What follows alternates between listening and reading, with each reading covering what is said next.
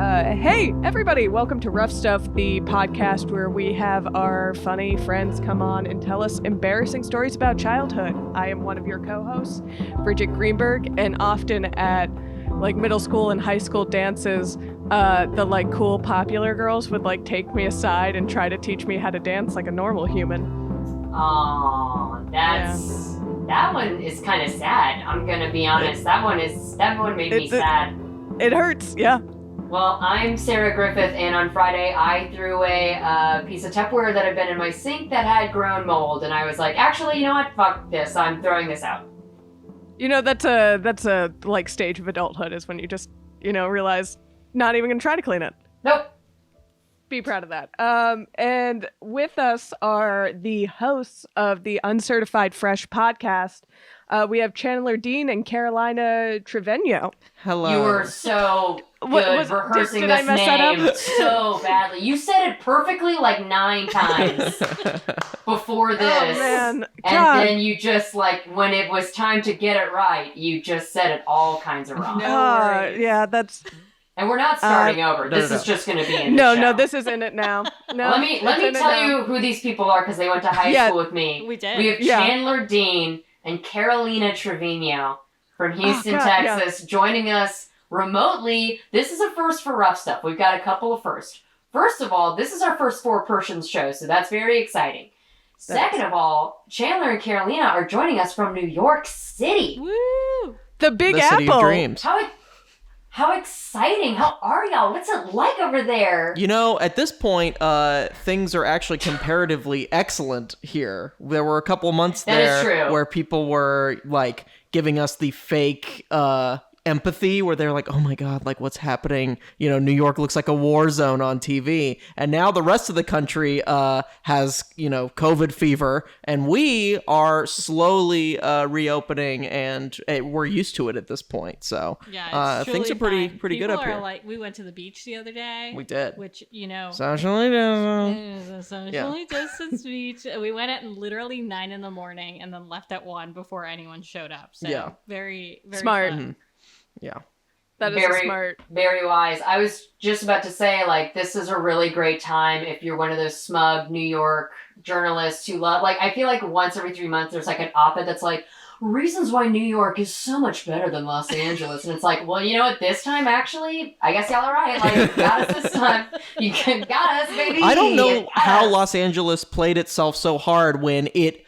my assumption, like, when I think about LA, and I've only been once, but my assumption is that just everyone is inside of their car alone all the time, like, as compared to, like, being on public transit or whatever. So it's like, you could go about your day without interacting with people much more easily. It's less population dense, like, so I don't get how y'all are dropping the bag here. We're bored. We're bored and we want to do things. We want to go to the Abbey. We want to go out. It's so nice outside. Here. Yeah. Oh, that's true. You have good weather. I will say, this is like a key difference. Our weather is nice all the fucking time, so we can always leave our homes, and it's like hard to stay inside when the weather is like 80 degrees and breezy 365 days of the year. Yeah, when it's like raining and sad. In that air, but in that air, smog, firework dust, coronavirus. Yeah.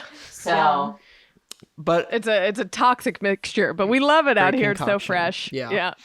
Let's escape the present and talk about the past. Yeah, I mean, it's good. The rest of this podcast is going to be a lot less cringy than our current lives. Yeah. That is true. But you guys still don't get to escape like the upfront embarrassment of telling us just like a little bit about your younger selves. Great. So hi, I'm Chandler, and when I did my inaugural spelling bee in 3rd grade, I lost like in the classroom level, like before even going to the school-wide level. And when I lost, I burst into tears, and I was so inconsolable that I had to go to the nurse's office, and my dad picked me up early from school. Oh my God. Yeah. What was the word? Do you remember the word? Was one of the most bullshit words that I have never heard before or since, and it was a word called hatful. And it was... Spell it. I know now. I know now that it's HATFUL, and like I remember the sentence was like a hat full of flowers or something like that, and I said HATFULL like a fool. Oh, jackass. I quit. I should have quit while I was ahead. But in fact, I got it wrong, and I have never forgotten. Wow. Going to the nurse, like, the ailment, like, what's wrong with him? I don't know, he's just crying too hard. I was emotionally distraught. That was my disease. Yeah. Yeah. All right, Carolina, what do you got for us? Hello, I am Carolina. And I would say my, like, probably a small embarrassing thing is that when I was, like, from the ages of, like, 12 to 15, I was very into fan fiction and wrote my own like Danny Phantom fan fiction. Big period. Yeah, yes. He was hot. Yeah. He was cool.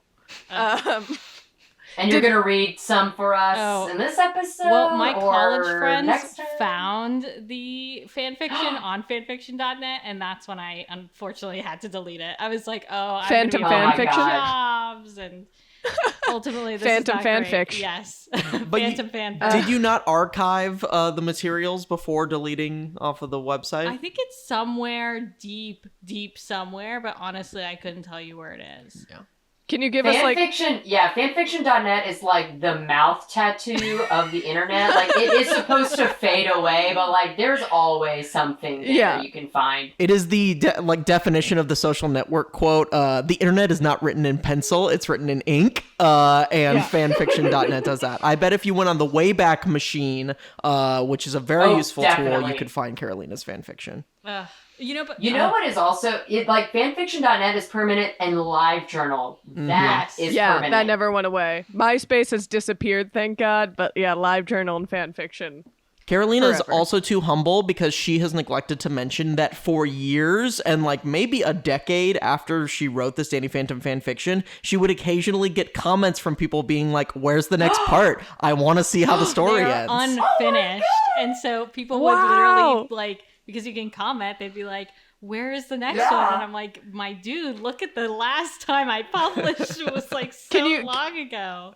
Can you give us like kudos? A synopsis of, give us a little, what was it about? It was truly the most like bizarre, like, I think it was just like, alternate universes where like Danny was evil and like he like fell in love with Sam, even though he's an evil ghost. And it's like, What are you doing, brother? Okay, I need word count. I need rating. I need chapter synopses. I think I didn't know enough about sex to make a mature fan fiction, but it was just like a lot of like making out, like describing making out when I had literally never kissed a boy on the lips. It's like very much incorrect.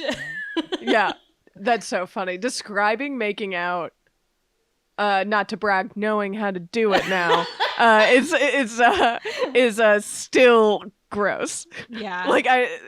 It's still like because it comes very naturally, I think, to like us as human beings to put our mouths on other people's mouths. Like that, like works itself out just fine. But like actually having to like sit and write it out, I'd rather not. I'd rather just not do that. Actually, pass. Well, because I remember, like, at sleepovers and sleepaway camp, like, people talking about making out, and, like, I was like, well, what happens? What do you do? And they're like, well, you, like, slide your tongue on the other person's tongue. And I was like, I don't think I'm going to do that.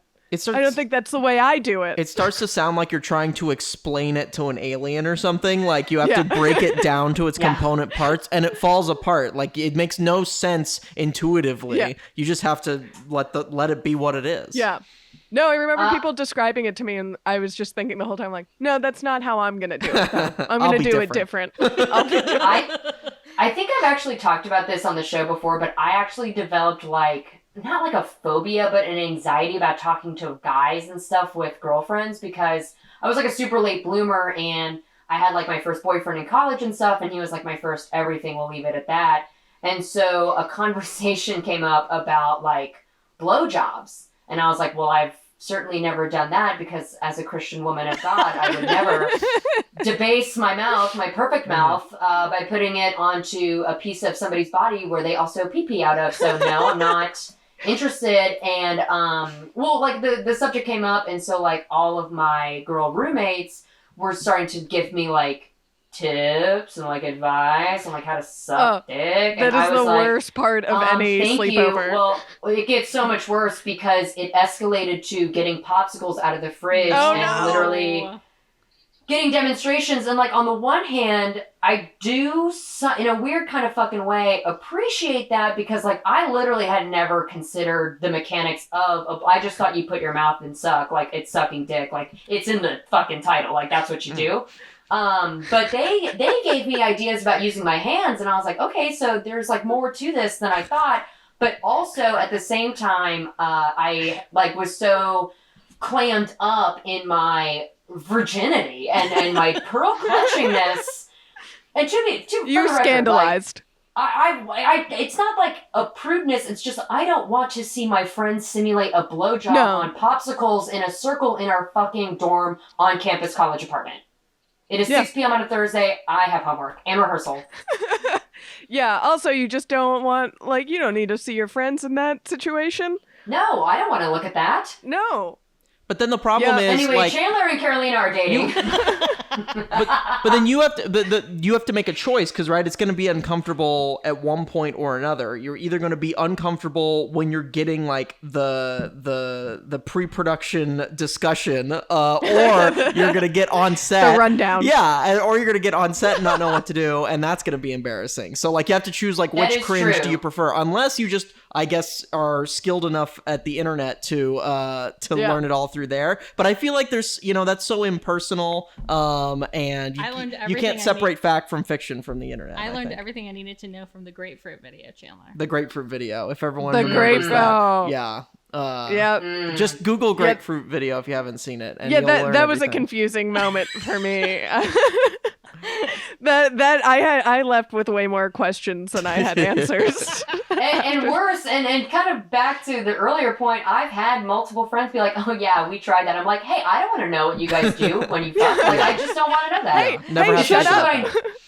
I know who you're fucking, and I'm also friends with it. So like, I don't want to know. I don't want to know this. I don't want to know. If I want to know, I would ask, but I don't want to know. There are secrets you should bring to your grave. Yeah.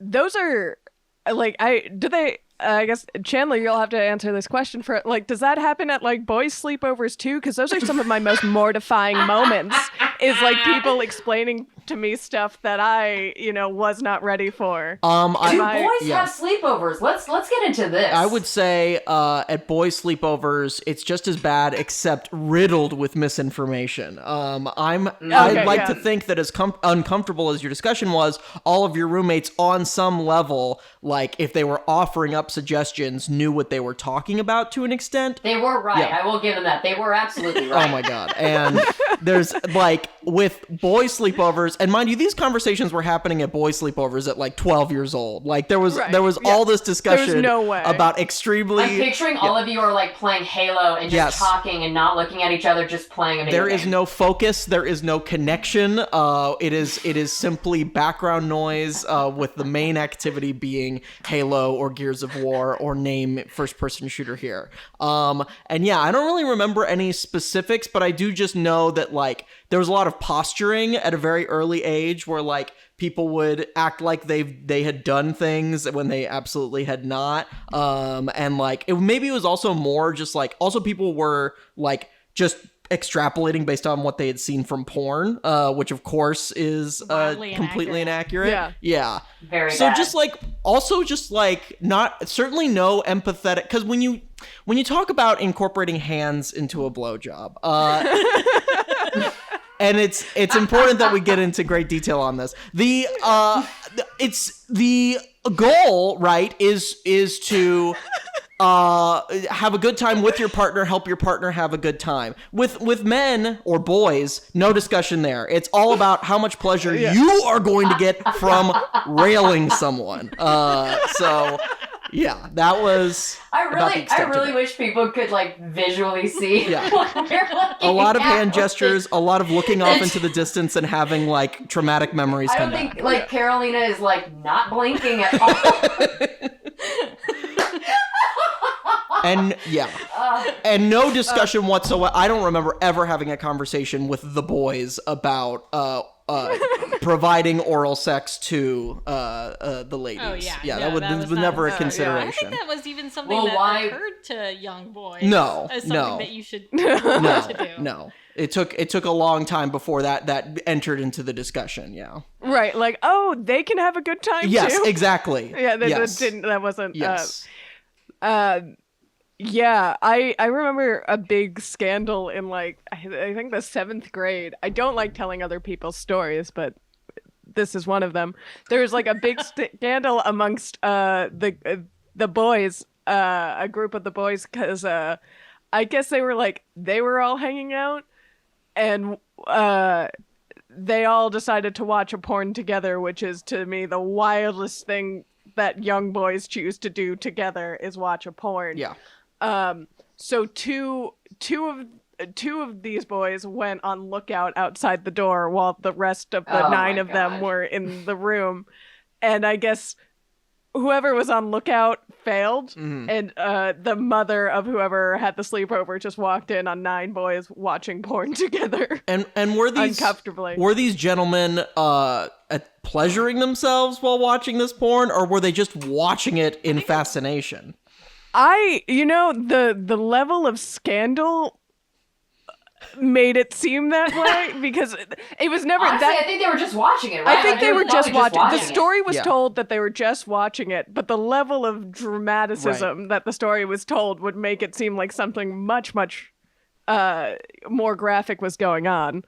But I think they were just watching it. Yeah. But I remember I wish I was that mom. I would have had I really would have had a real laugh at that. If I would have walked into my son's room and he and all of his school friends are wearing like their little shorts and random like Angry Bird, Mario Party graphic novel. No, we had a uniform, so they were wearing great, even better. So uniform and polos.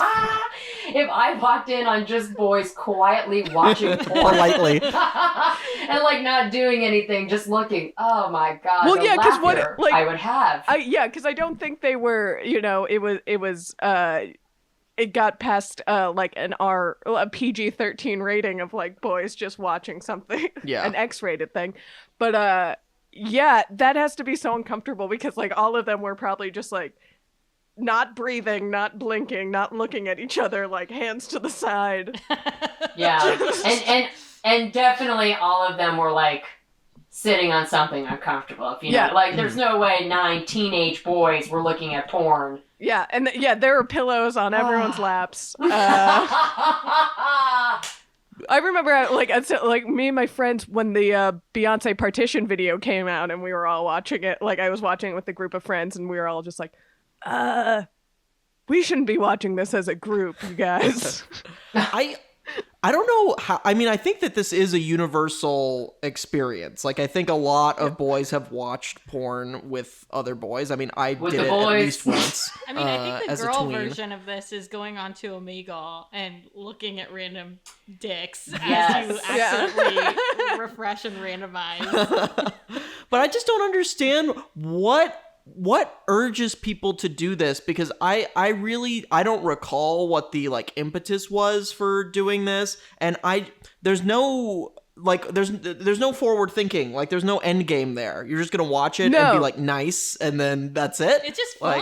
I don't find that fun. Yeah, I think there's like a taboo to it that like you're too afraid to look at porn by yourself, or you have and you feel weird about it. So like when you get you're pulling everybody in, do it with you, it feels like a little I know like in college a couple times my friends and I would put on porn, but we would put on like really crazy like vintage 50s, 60s, 70s like bush porn, straight bush porn. And that was kind of fun because pornos back then were actual like feature-length films with a plot and a story and everything. Yes. So like we kind of put it on like for the novelty, and then we drink and like scream and stuff. But like I think we, like, at most, we watched about 20 to 30 minutes of these pornos, and then once, like, the actual, like, sex started to happen, to be like, okay, we've had a lot of fun here. Well, and there's a difference between narrative porn where, like, it weaves in and out of sex scenes, and, like, regular-ass porn where there's, like, 2 minutes of window dressing and then 48 minutes of intercourse. And I think, like, for example, if you've ever seen those like softcore porn that's like at HBO at 3 a.m. with the really bad acting and like you don't actually see penetration or anything like that, you just see boobs and butt respectively. Those are really fun to watch because they're super campy, and like we have watched those with friends before when it's like when we're like trolling meme type thing, and it's just more like just like in the same way that you'd watch like Plan 9 from Outer Space or just like any other like extremely bad movie. Like that's fun, and it's really not even like if one wanted to get off to these, it would be kind of difficult because it's so bad. Like it's not good porn, nor is it good narrative. So I understand that part. I do remember. I when I was like very young, I fell asleep in my parents' bed, and I guess they fell asleep too, and I guess we were watching some movie on HBO, and I woke up in the middle of the night, and one of those was on, and I was just like, what is happening? And then I was like, I gotta leave. I should leave. And just like respectfully like took my 7-year-old self out of the room, like, this isn't for me. I gotta go now. This is me. I gotta say, Bridgett, sorry. I was just gonna say that, like, I have warned Bridgett, like, a year ago, I was like, we're gonna have an episode where we have to talk about masturbating. Like, that's gonna be someone's story, and we're gonna have to broach it. But I'm glad that porn is beating masturbating on the show, because we've talked about sex, but we haven't talked about porn, so I'm glad we're getting into this. This is a conversation I'd like to have. Yes, no, I was also going to bring up in a similar story is that when I was like very young, I remember that I was watching TV in my grandparents' house, and they had like that movie, like just scrolling through channels, and same culprit, HBO had like, I think was showing that movie where like the woman's vagina turns into teeth. Do you know what I'm talking about? I believe it's called Teeth. Yeah. Teeth. Yeah. And so I watched the teeth, and I was like horrified, and I was like, I am definitely not supposed to be watching this. I was with my cousins. We were all extremely embarrassed, and we immediately turned it off, and we're like, we need to never speak of this again. Go ahead. Those HBO ones are just like, I think they're just meant for children to be like, it's time for me to leave the room now. Just like, they're just uncomfortable enough. Nobody wants them. They're just like, okay, well, I gotta go now. Goodbye. I feel like there's something so forbidden about like TV porn, or even just like the American Pie spin-off movies that were at like Blockbuster, and like there'd be like someone like, you know, like there'd be like a naked person and they'd be covered by like an explicit logo. Yeah, and it's uncensored. Like, it's like when I think we've talked about this. Yes. Like when we were like 9-10 years old and had never actually watched real porn, we thought that is like the height of like Girls Gone Wild. Like, and even Girls Gone Wild itself, that was so seemingly so forbidden and crazy, but it really is just a bunch of people showing tits on camera. Like, it's not real porn. But when you're a kid, that's what you think like is the end all and be all. We recently like sat down and watched American Pie, like the very first one, and I'd never seen it, but my memory of American Pie was like, this is porn. Like, this is the dirtiest thing out there. Yeah. And I watched it and I was like, there's really just boobs and nothing else.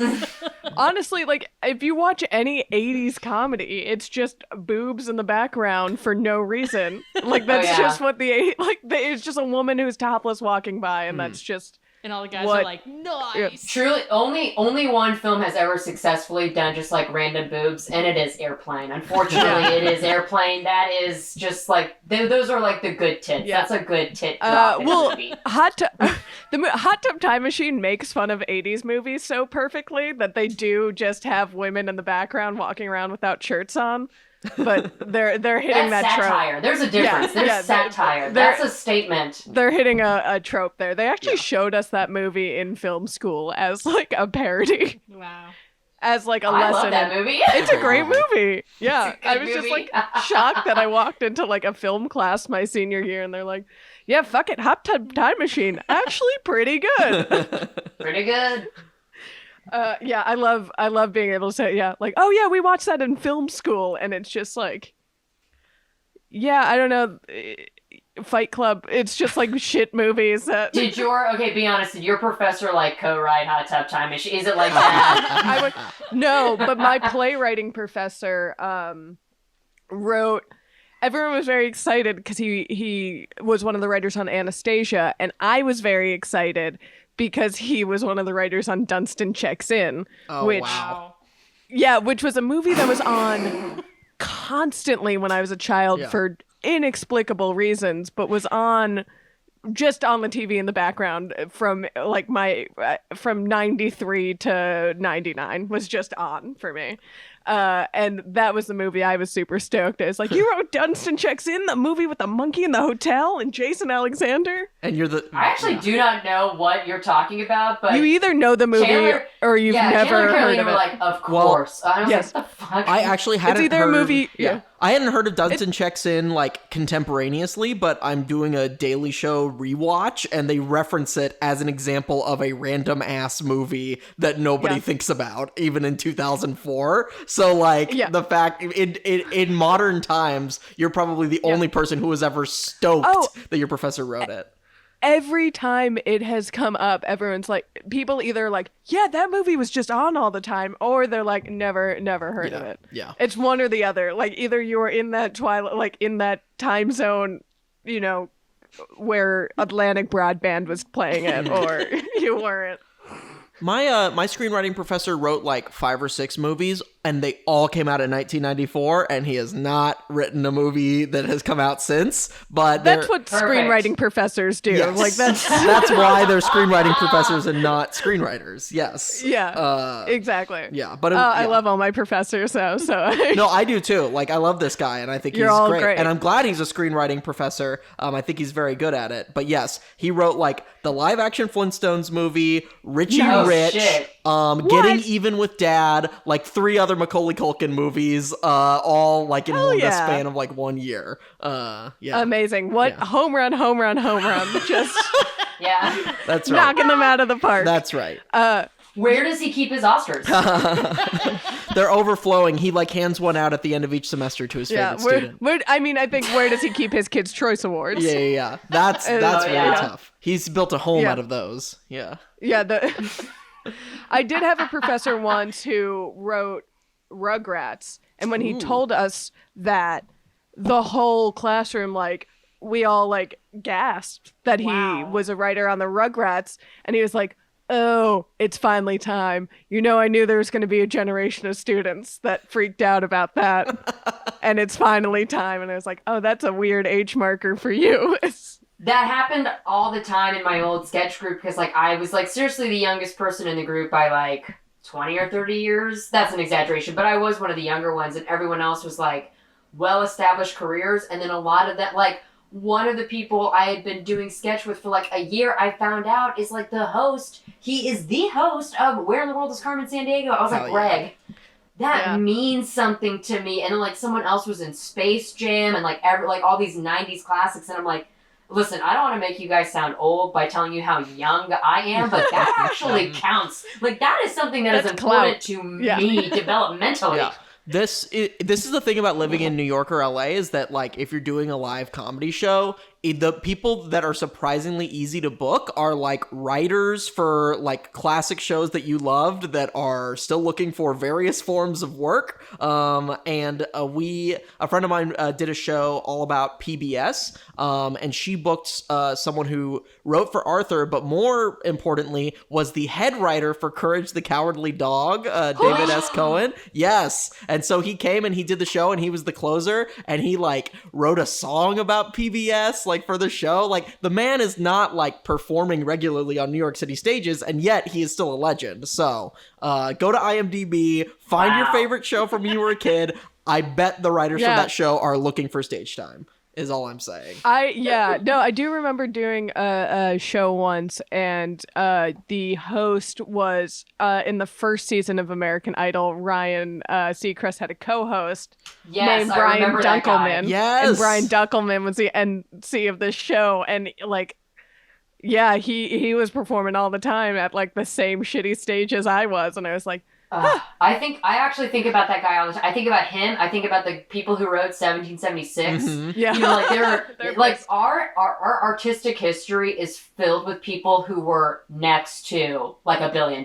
You know what I mean? Like so close to being like the big like cultural moment. Yeah, and it's like, but you were the guy who was right there, right? Or like whose first writing job was like writing for Studio 60 on the Sunset Strip instead of 30 Rock or something like that. Like there's just so many examples.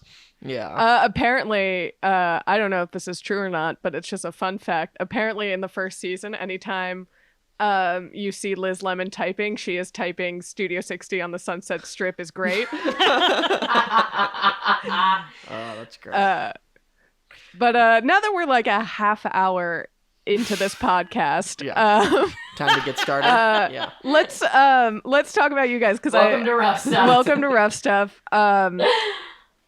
You guys met in high school, if I'm not mistaken, right? Yes, unfortunately. So like, okay, I want like a character bio of who you met in high school, if that makes sense. A character bio? Chandler. Well, you thought, you're like who he was and who she was. Okay, great.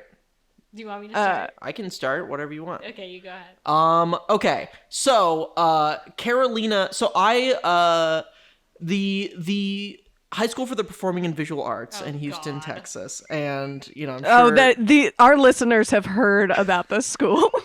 You know, just real quick, I just want to say that, like, we've obviously, I mean, I went there, JP Green's been on the show, you two are on the show, and, like, we've never actually sat down to, like, fully explain what it is and how it functions, and I never, ever want to, and everyone is just, like, building HSPVA based on the random shit they're hearing. So, please, Chandler, continue.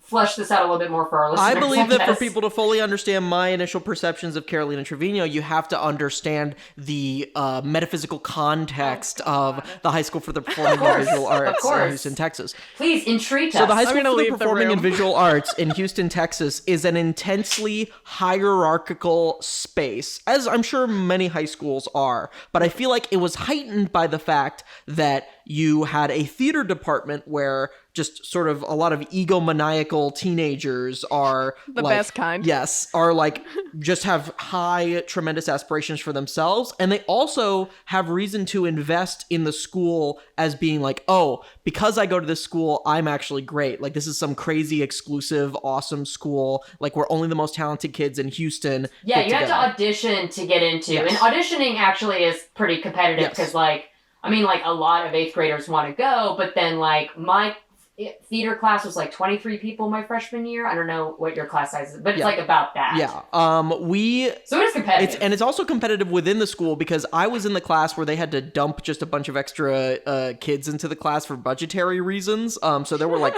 45 kids in my class to start with, and only 25 ended up graduating. Wow. Yeah. Did you like off years? Or there were like 10 off levels, which are people that are in level 1, even though they're sophomores, and they will eventually get bumped up to their proper level 1, 2, 3, 4. Yeah, you have to do level 1 and level 2 regardless of when you join HFPA. Yes. But anyway, like, it was still a lot of people that left. And again, like, every year, like, that I look back on HSPVA, an experience that I loved, I also, like, realize what's messed up about it. And so, like, the fact that tons of people don't graduate that show up freshman year is not like, ooh, look how competitive, only the strongest survive. No, yeah, you have a very low graduation rate. Yes, exactly. And it's like the school has failed the students who stop going there. So, and then by the same token, the competitiveness of the school is like, let's see, like, all of these slots are mostly filled by people who had the resources to, like, learn how the audition process worked and hire a coach, or, like, go to just a school that had a good theater program in the first place, and, like,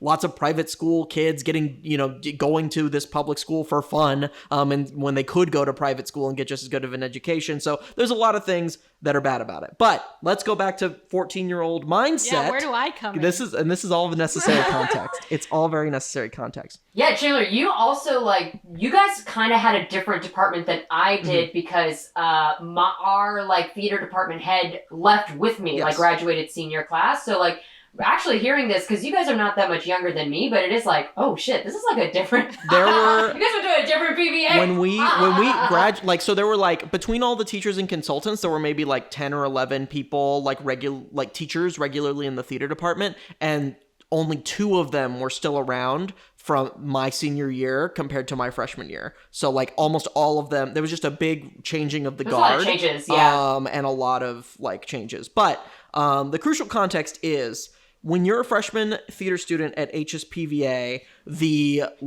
the sophomores are demigods and the juniors are gods and the seniors have achieved some even higher plane of the universe. Like you perceive these people to be. It is true. And in fact, the teachers like built into this, like they played into this extremely toxic like notion of like, oh my God, like the seniors are so much better than freshmen, because Suzanne Jennings, the teacher that I had for 1 year that Sarah had for 4, was like used the baseball metaphor, which is like, okay, you want to do theater, it's a lot like playing baseball. And in terms of whether you're going to be successful or not, the freshmen, the seniors are at bat. The juniors are like in the stadium somewhere. The sophomores are on planet Earth somewhere. And the freshmen are on Pluto. That's how far you are from hitting the ball. So yes, this sort of was built into it. Anyway, I think that there was constant discussion, like beyond just like, okay, the seniors are great, generally speaking. It's like, who's gonna make it?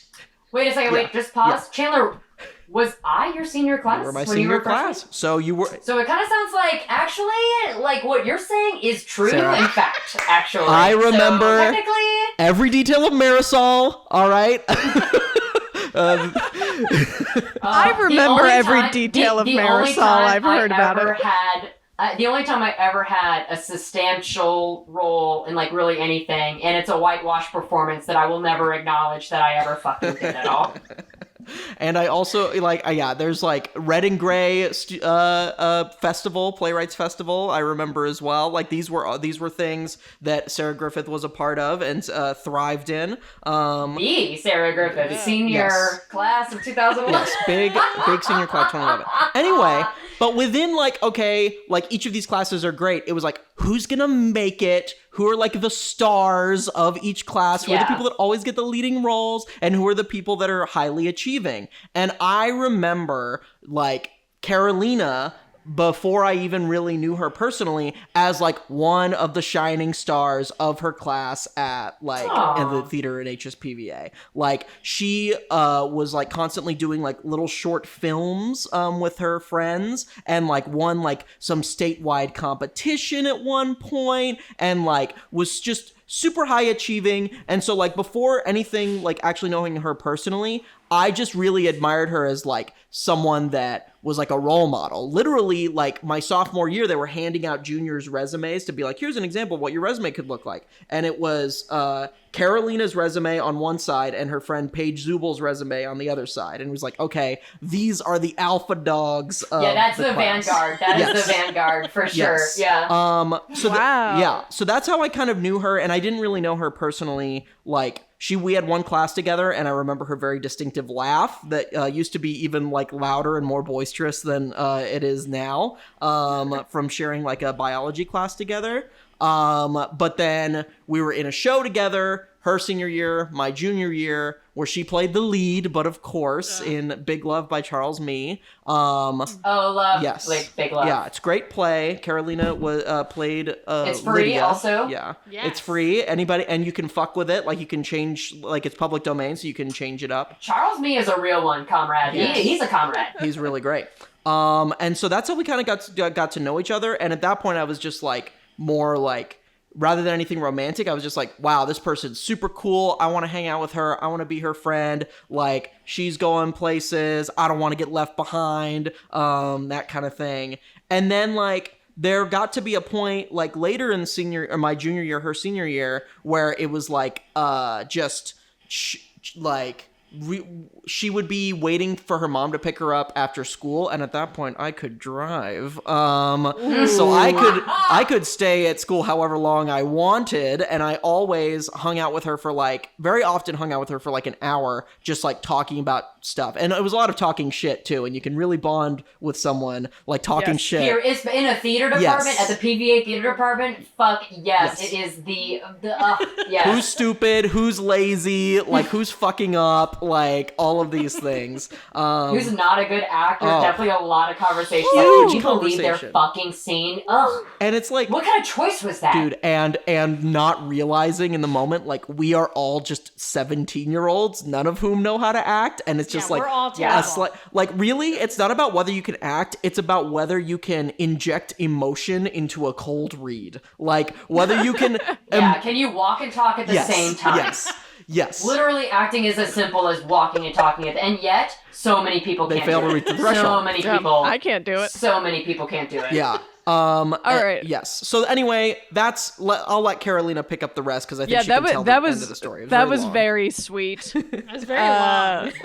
Well, you fill in the blanks. No, I mean, we're up to speed. Mine is pretty short and sweet. Is that I barely knew Chandler, and I think we were both in biology class. And so I knew Chandler was like very smart because he consistently like was one of the people that like our teacher was like, oh, he got extra credit. So I don't know. That's what I thought about you, just like peripherally. And then I knew you through Big Love because you played my uncle. Mm-hmm. And I was like, oh, he's kind of cute and sweet. And then obviously we started talking more. And then I was like, oh, he's really nice. But one time, I think, when did you dress up as Mitt Romney for Halloween? That would have been October of 2012, your senior year. That was in the middle of Big Love. So this is in the middle of Big Love when I really started to get to know Chandler, and he dressed up as Mitt Romney, and I still didn't know him that well, and he did a bit where he, we were all presenting our Halloween costumes to the class, and he got up to the front of the classroom and was like, I'm Mitt Romney. And then he was like, did a bit where he got all the Latinx students of his class to run up to him, and he threw money at them. And I was like, whoa, he might be racist. Oh, it was really bad. Yeah, this is the first time that's been put on public record, so this might be the end. That's a regrettable bit. But hey, all of the Latinx students. I remember at one point you asked me, "How come you didn't ask me to be a part of that bit?" So you can't act like you didn't think it was funny at the time. But everyone participated willingly and happily. I did not coerce anyone. And it was a satire of Mitt Romney being racist against Latinx people. A perfect satire. It was a satire that holds up as bulletproof. If I could counterbalance that with my own cancelable offense, sophomore year, my friends and I were like tired of eating outside because you can eat anywhere you wanted, and we wanted to eat in a certain classroom, and we couldn't eat in someone's classroom unless we had a club that was like sanctioned by the school and by the teacher. So it was like the group of friends who we wanted to eat with, it was like a mixture of white kids and black kids. And so we were like, perfect. And so we made this fake club, and it was an acronym like called RACE. And it's like, we're having cultural conversations about each other's whatever. And like, that was like the fake club. But the teacher, it was like one of the teachers who like smoked weed before school and like didn't give a fuck. He was like, that sounds beautiful. You guys come on in. And literally we just like eat lunch together. Huge. Yeah. And we've already mentioned Marisol, by the way, so it's mutually assured cancellation here. Yeah. Yeah. You know what's crazy though? I was the only white person in the cast of Marisol. And yet. Literally. And yet. You were the titular character. I was the only white woman in that cast.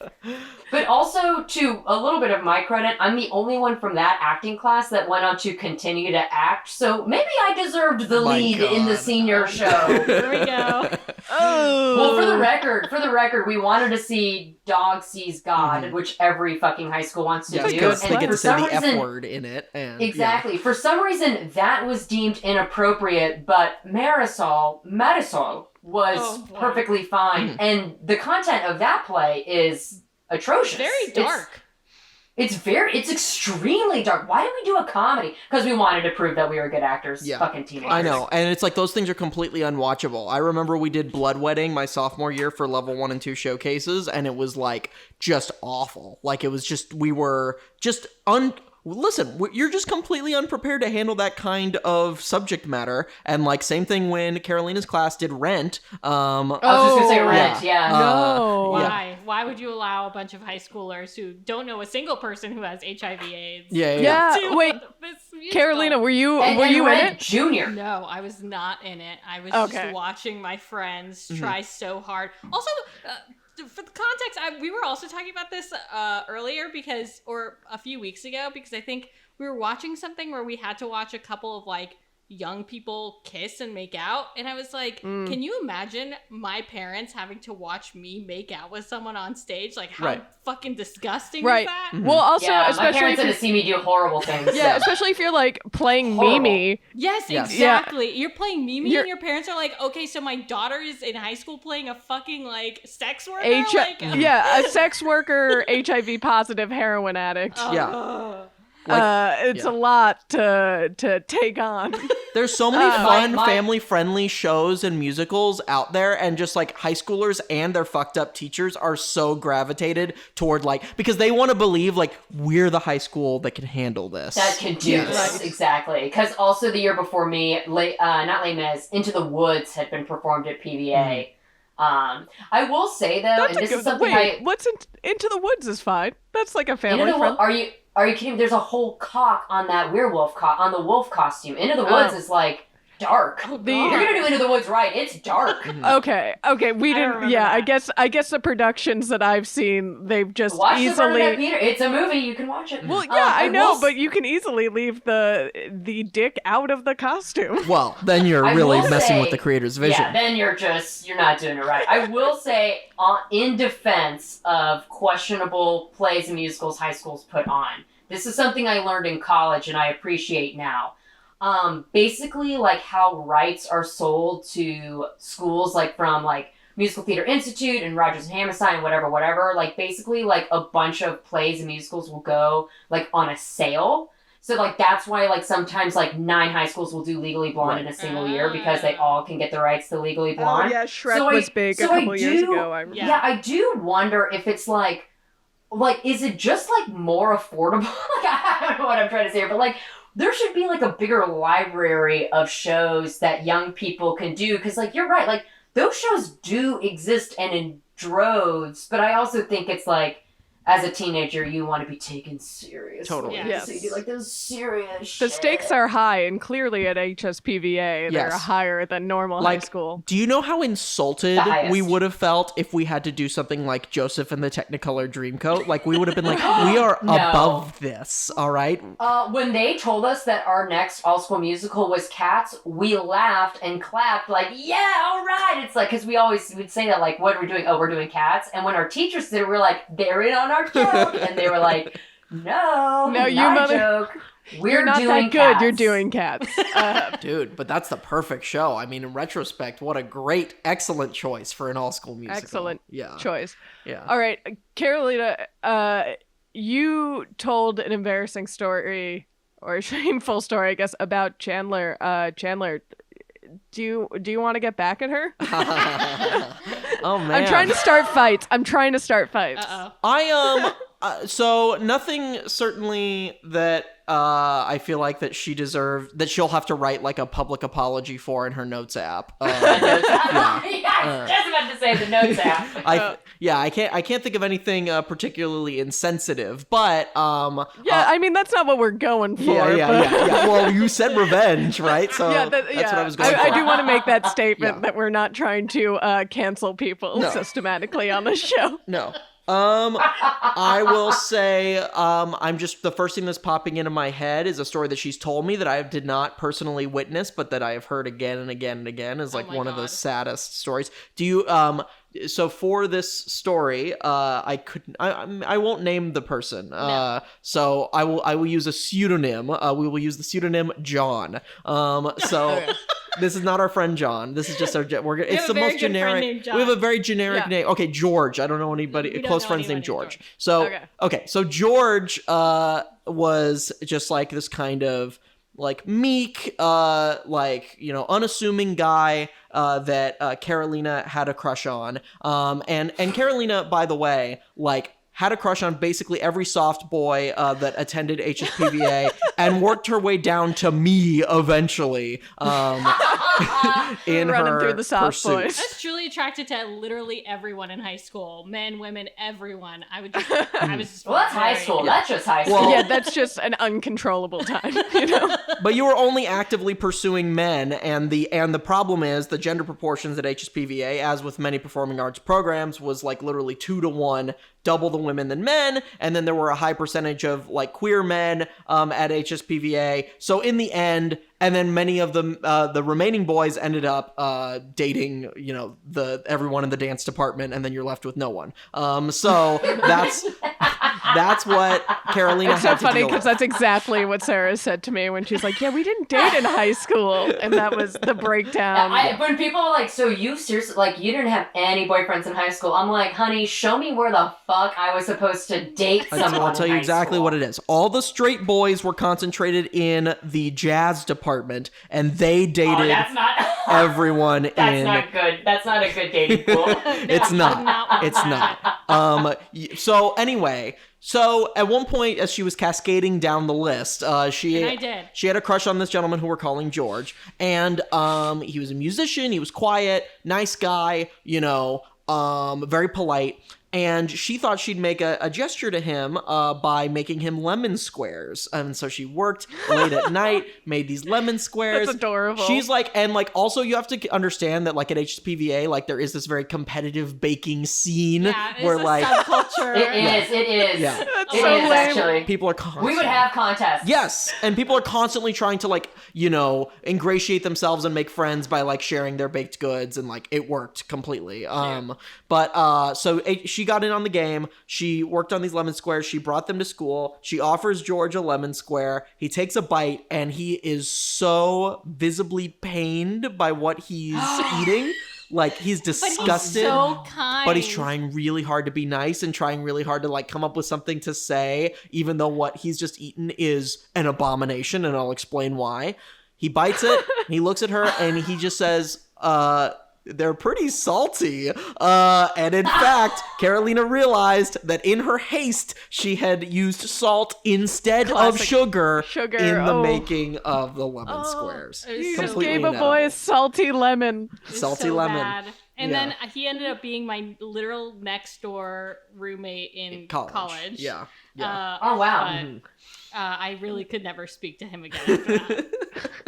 Do you have you baked since, or is the trauma of baking too much now? Great. No. I've baked since, but like it was really horrible to know. And now I'm like, I will never do that again. I will never feed someone without me having like that's the crazy part. Out first and like I was gonna. So you just like were like, this shit don't stink, bitch. I know these. This is good. I don't even need to taste it. This is good. I just know. That's that cocky theater school attitude. You just know. Mm-hmm. Yes, my dumb ass was like, what could have gone wrong? They look dope as hell. And I couldn't have possibly calculated the absolute error I made. And I bet you were rushed too, because that school overworked every single one of its students, and like people were getting home after rehearsal at like 8 p.m. Like 10 o'clock. 10 p.m. like doing homework till late at night, going to bed, waking up at 6. So like you probably squeezed that into the tiniest little nook in your schedule and just like were delirious and just brought them without, taking precautions. Yeah, the idea of baking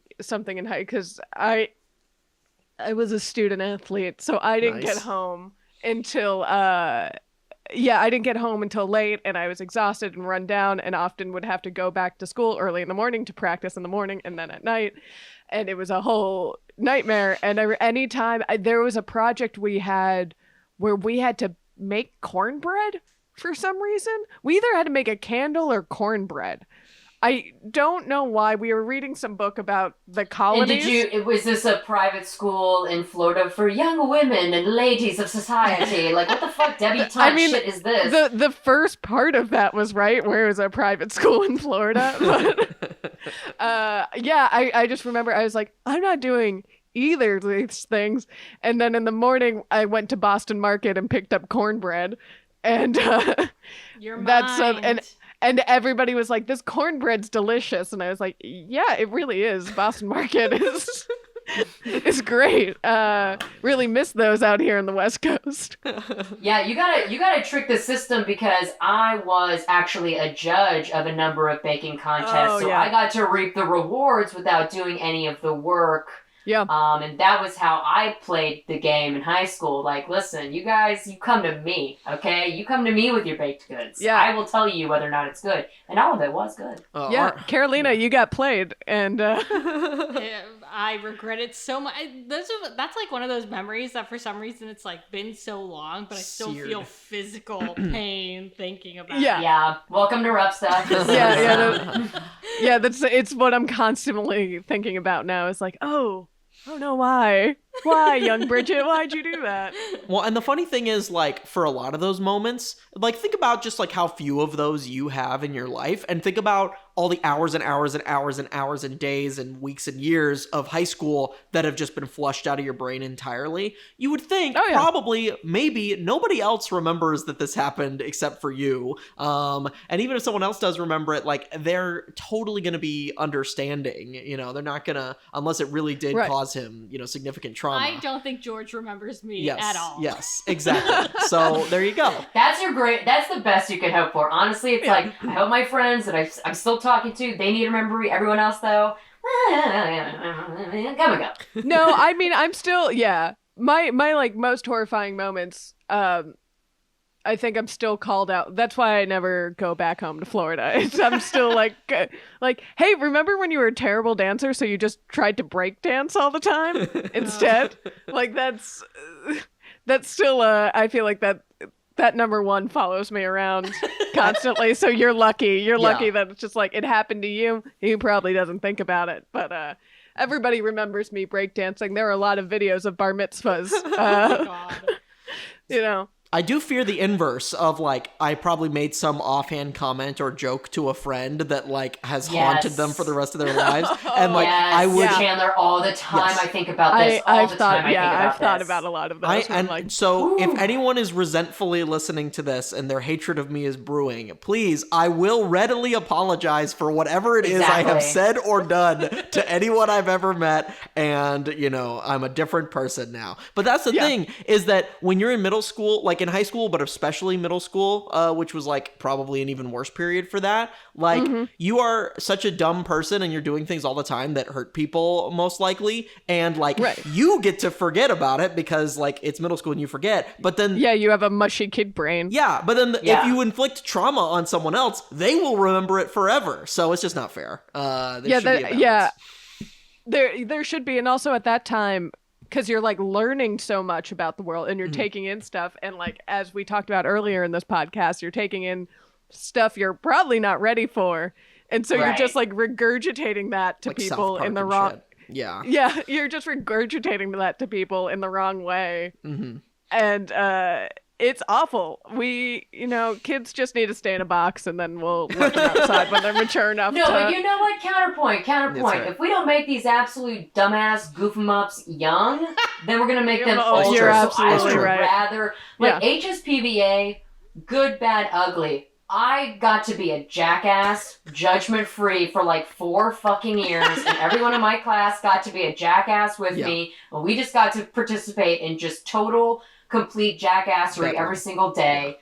Like Chandler said, we'd be at the school like 12 hours a fucking day. That was just like what was expected, and it equally let me like exercise all of my demons, because like I never did theater before I went to PVA, and like literally people would say like, Sarah, like, you need to sign up for drama club, or like, you would be, and I'd be like, no, I don't want to fucking do that. And then I got to PVA, and I was like, oh, cool, I can exercise all of these demons, which otherwise would be seen as annoying or loud or too much. But here, it's like really strong choice or really bold.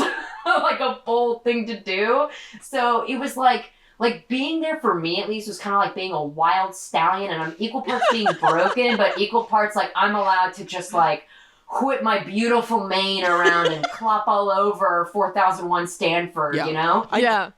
And I do think that like if getting that out of your system in high school is better than getting it out of your system in college, which I actually think when you talk about being a wild stallion, being problematic and not caring, just finding yourself and like exercising your demons, I feel like that's what most people's college experience is like. And by the time I got to college, I felt like I was done. I was already bored with all of those things. I was just like, I'm just going to go to class and take improv classes and have fun. Well, like I'm Also, you and Sarah were a part of like the cool theater kids gangs in Oh, your respective. See, this is a perspective I haven't heard. So. Whoa. Okay, because Chandler, this is the thing. Chandler was a freshman influenced by his senior class, which was my class, and more importantly, me. Yes. So as you can see, like I really do feel like though, like it does. Generation, because I also thought my senior class, and to this day, I regard them incredibly highly. Yeah, like my senior buddy was your classmate Veronica Long,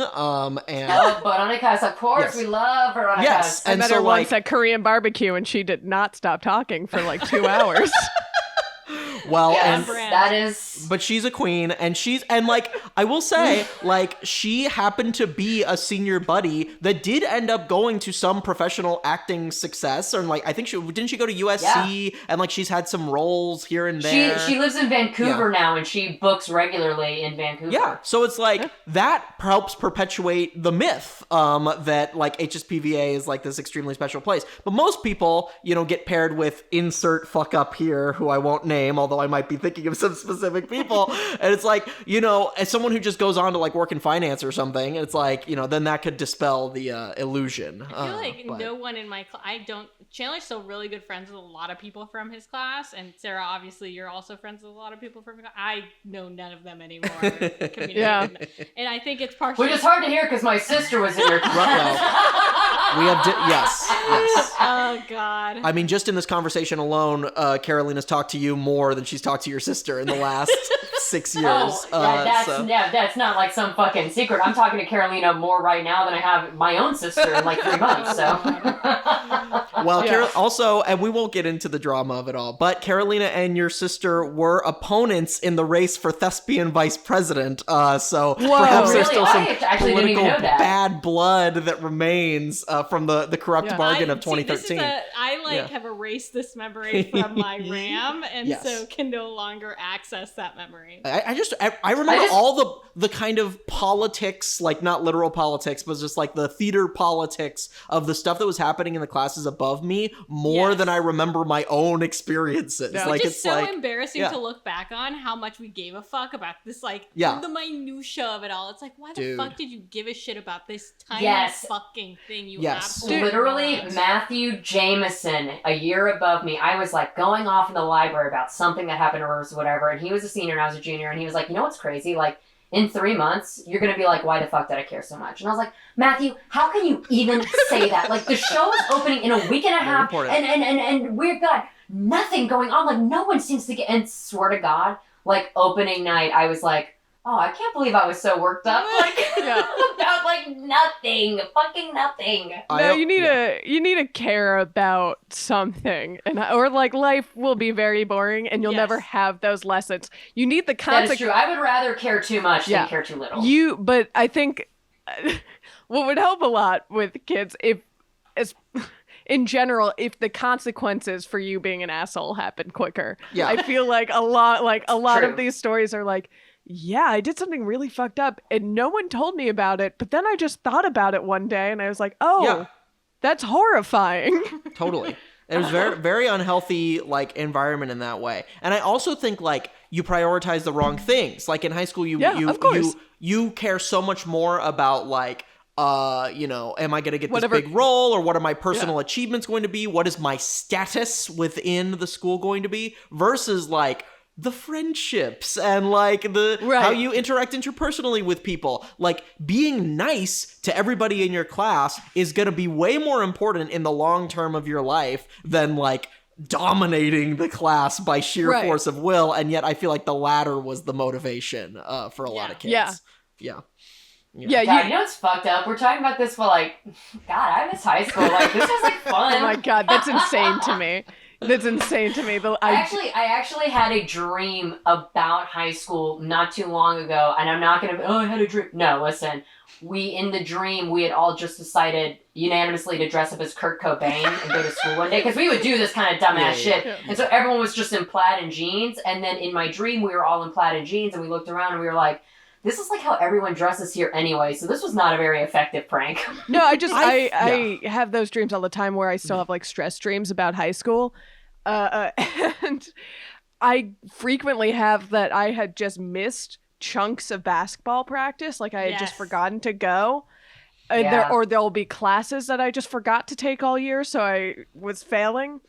And I have had so many of those dreams because recently on Twitter, I posted a picture of me playing basketball, and my coach liked it, and it was too important to me that he liked this post of me taking a shot. It meant to a 27-year-old woman, I was like, my high school basketball coach liked my shot. Totally.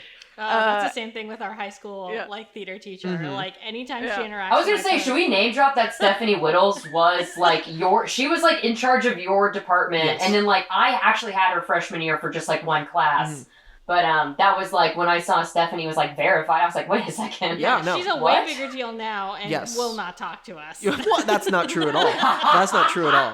I sent her, actually just earlier this year, I sent her an extremely long text begging her to vote for Bernie Sanders. God,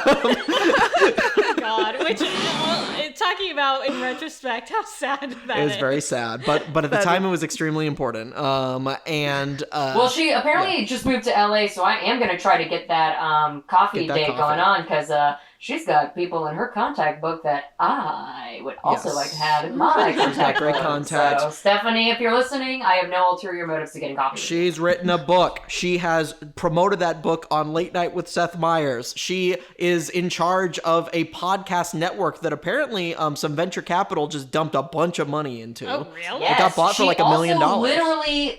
She is someone who literally did go to PVA with Beyonce. Yes. Because Beyonce did go to our school for about a semester, which I always say, we had to audition, and so did Beyonce. That's so, right. Think about that in terms of talent level.